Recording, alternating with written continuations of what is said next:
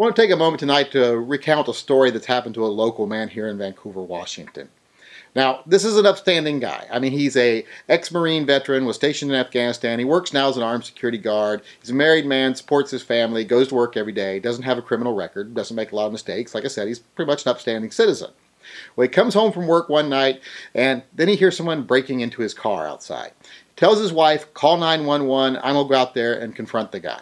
Now, I'm pretty sure he went out there thinking, I'm going to go out there, the guy's going to see me, he's going to run away.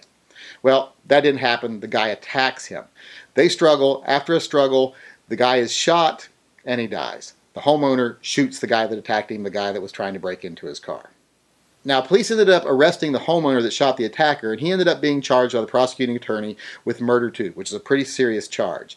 Now, this charge was based pretty much solely on the testimony of an eyewitness that claimed that the homeowner shot the attacker as he was running away, as he was fleeing the scene.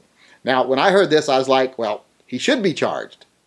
One of the rules of self-defense is you do not shoot after the threat is over. It doesn't matter what happened up to that point. Once the threat is over, it's over. That's the only reason we shoot, is to end a threat. If the threat is already done, we let them get away. We let the law take its course from there.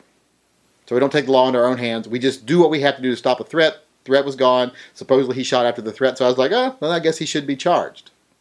But being charged and convicted are two different things. So during his case, after a year of facing these charges, and I'm sure surmounting legal fees and just horrible, horrible financial burdens on him and his family, as well as emotional burdens, turns out he gets ruled not guilty. In fact, doesn't even get found not guilty. The case gets thrown out completely.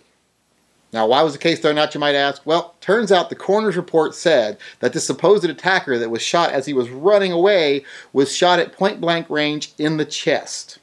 It's kind of hard to shoot an attacker at point-blank range in the chest as they're running away.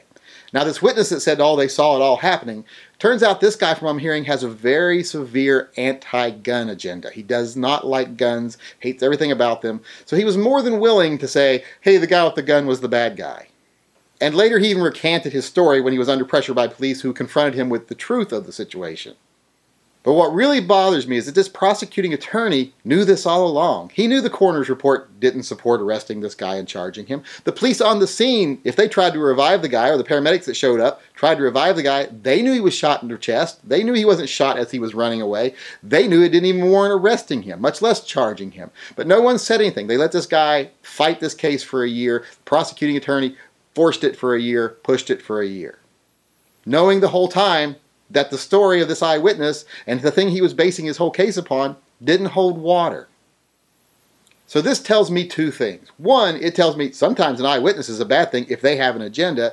And two, it tells me there are public officials out there, prosecuting attorneys, that just want to convict you. They want to charge you. They want to drag you into court, even when they know you didn't do anything wrong.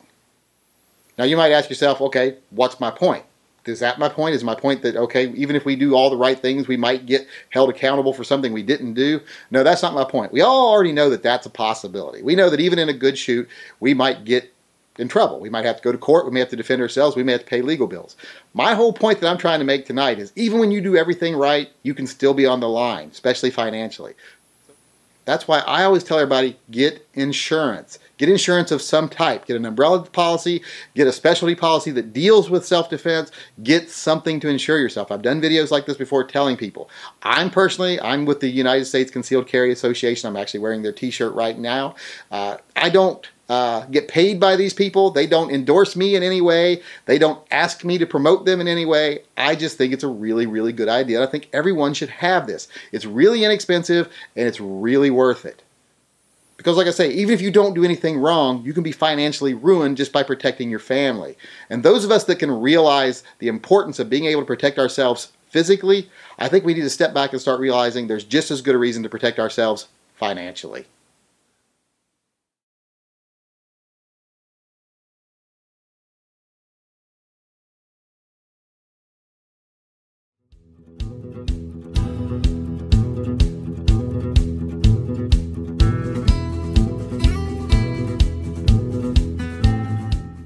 You ain't even my real dad.